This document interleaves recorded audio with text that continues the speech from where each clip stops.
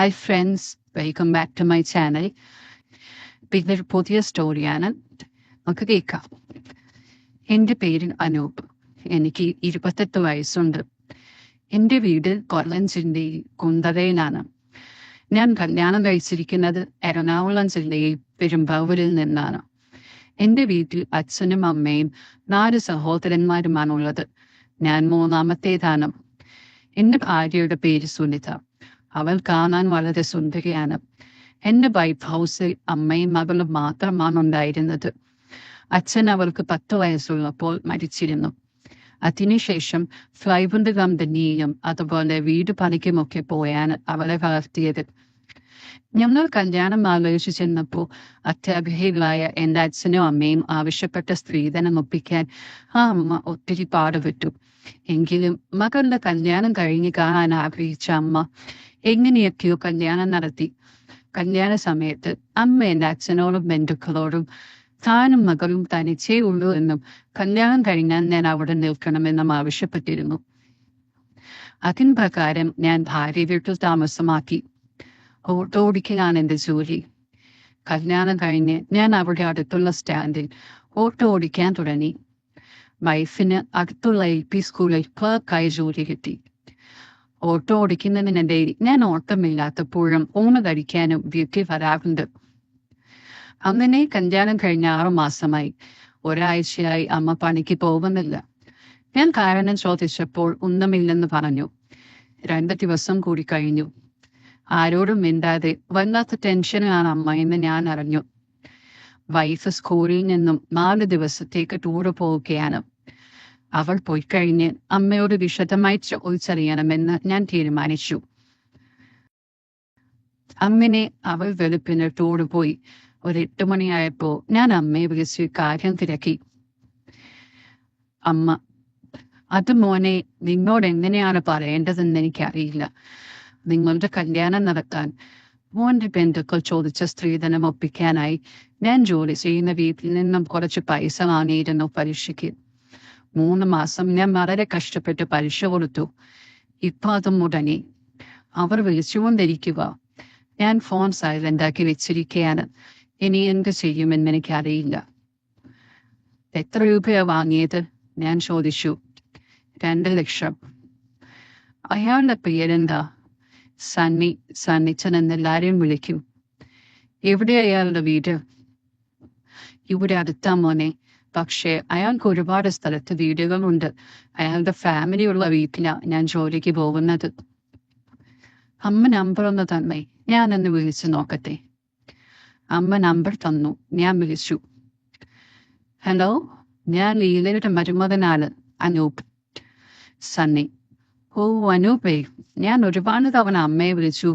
അവൾ ഫോൺ എടുത്തില്ല. പേടിച്ചിട്ടാ ചേട്ടാ. ചേട്ടനോട് എന്തു പറയണമെന്നറിയാത്തത് കൊണ്ടാ. അതുകൊണ്ട് കാര്യമില്ലല്ലോ അനൂപേ. എനിക്ക് പൈസ കിട്ടണ്ടേ? ഇത് ഞങ്ങൾ 3 പേര് ചേർന്ന് നടക്കുന്ന ഒരു ചെറിയ ഫൈനാൻസാ. അവർ എന്നെ ചീത്ത പറയുകയാണ്. ഞാൻ എന്തു പറയും? എന്റെ റിസ്കിലാണ് പൈസ കൊടുത്തത്. ഞാൻ ഇപ്പോഴായത് അറിയുന്നത് ചേട്ടാ. എനിക്കൊന്നും പറയാനില്ല.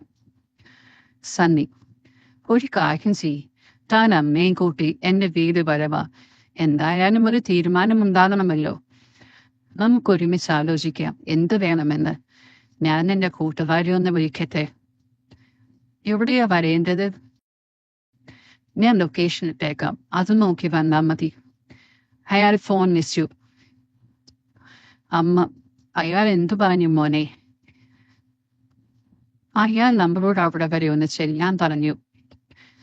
നമ്മൾ അവിടെ എന്തു പറയും മോനെ? അവൻ എന്തെങ്കിലും വഴി പറയും അമ്മേ. അല്ലെങ്കിൽ കുറച്ച് അവധിയെങ്കിലും ചോദിക്കാം. അമ്മ റെഡിയാത്, നമുക്ക് പോയി നോക്കാം.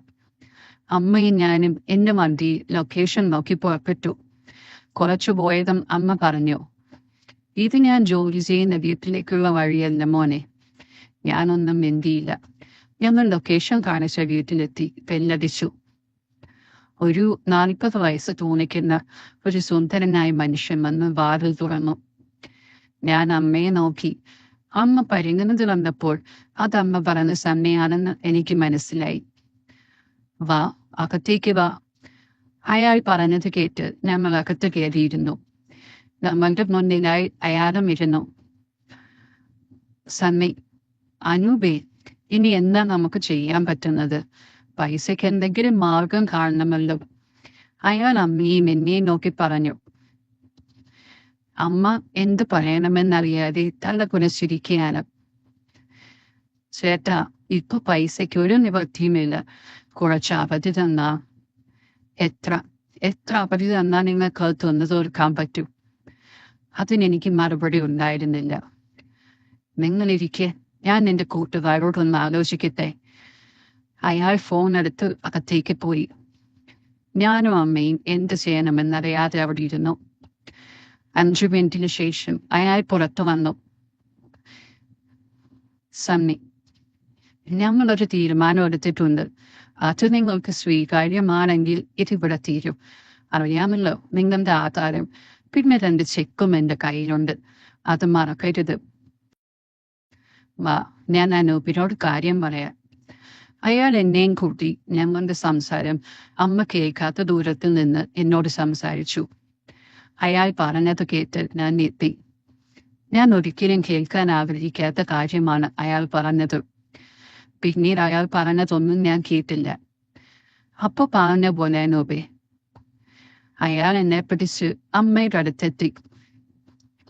ഞാൻ അനൂപിനോടൊരു കാര്യം പറഞ്ഞിട്ടുണ്ട്. അതെന്താണെന്ന് അവൻ പറയും.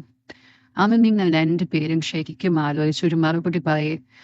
ഞാൻ പ്രതീക്ഷിക്കുന്നത് പോലെ ഒരു മറുപടി തന്ന ഇവിടെ നിങ്ങളുടെ എല്ലാ കടങ്ങളും തീർത്ത് സമാധാനമായി പോകാം.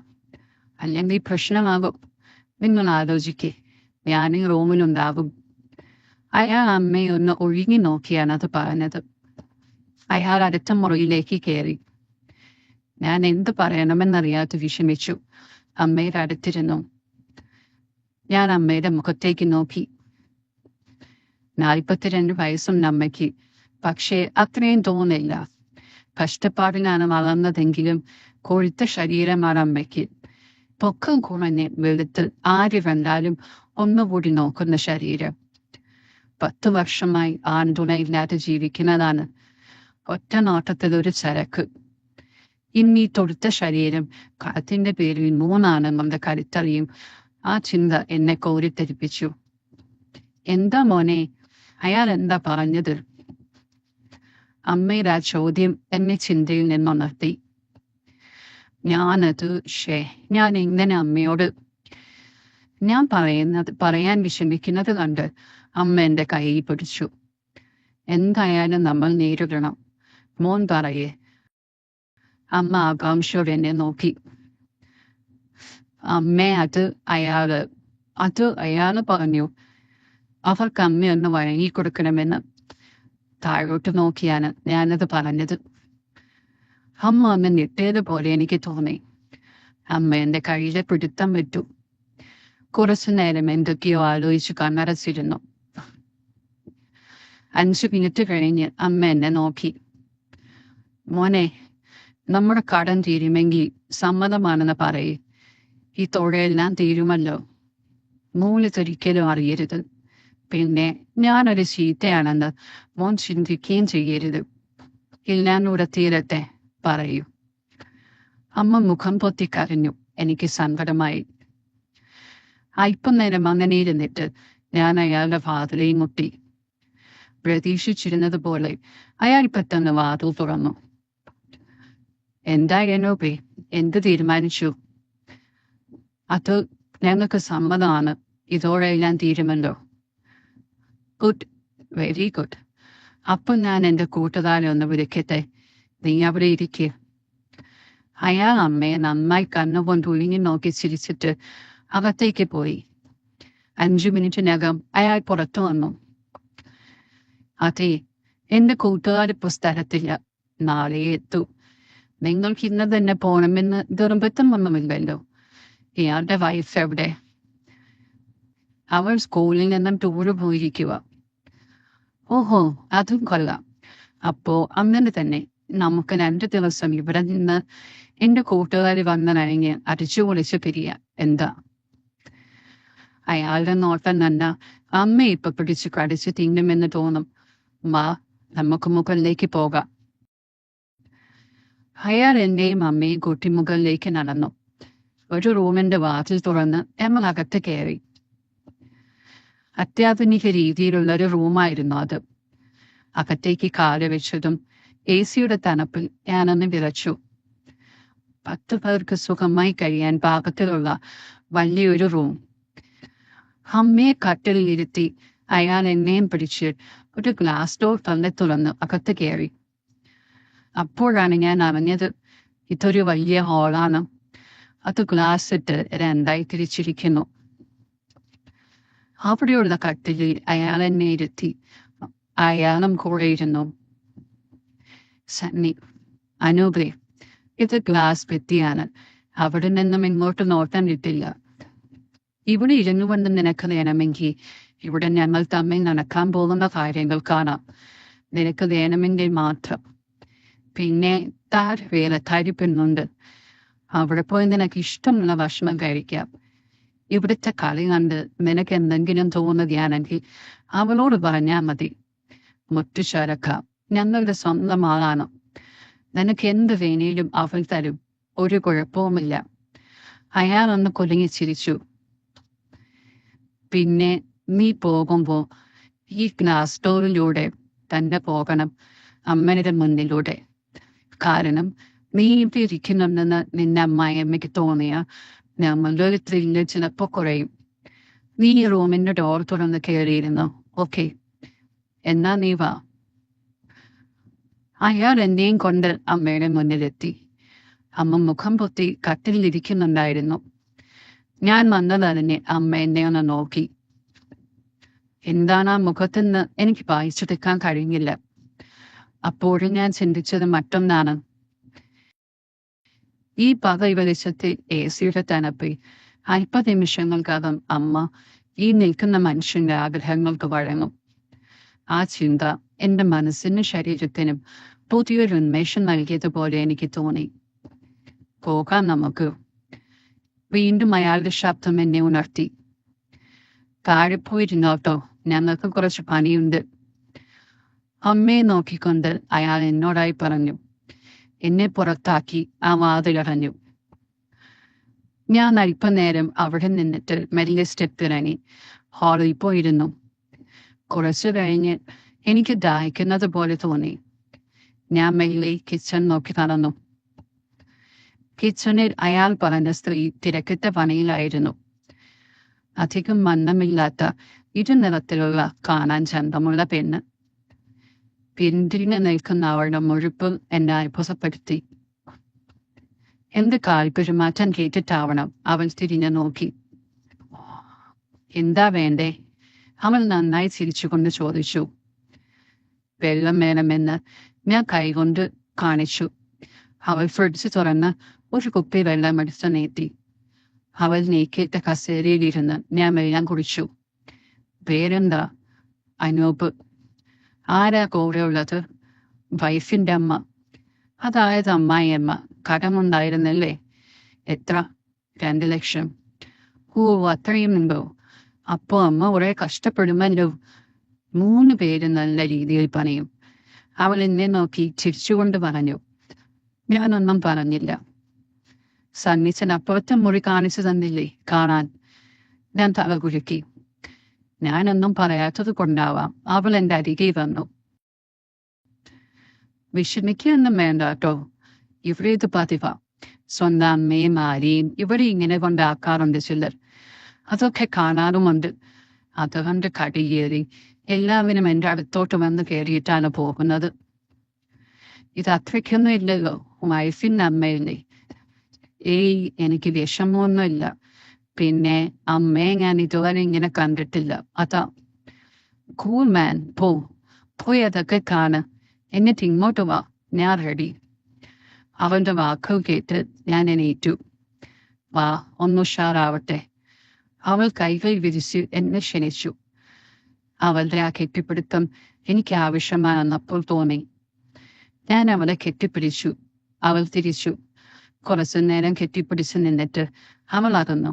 എനിക്കൊരു ഉമ്മ തന്നിട്ട്, ചെല്ലിപ്പോയി എല്ലാം കണ്ണൊന്ന് ഉഷാറായിട്ട് വാ, ആണുങ്ങളെ പോലെ. ഞാൻ മെല്ലെ ഹോളിലെത്തി. കോണി കയറാനൊരു മടി. 15 മിനിറ്റായി ഞാൻ താഴെ വന്നിട്ട്. അകത്തിപ്പോ എന്തായിരിക്കും നടക്കുന്നത്? അമ്മ നന്നായി സഹകരിച്ചിട്ടുണ്ടാകുമോ?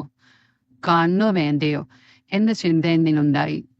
അവസാനം കാണണമെന്ന് തന്നെ ഞാൻ തീരുമാനിച്ചു. ഇങ്ങനെയല്ലാതെ ഇതൊന്നും കാണാൻ ഇനി തനിക്ക് കഴിയില്ല. ഞാൻ കോണി കയറി അവരുടെ റൂമിന്റെ മുന്നിൽ എത്തിച്ചേരി ഓർത്തു.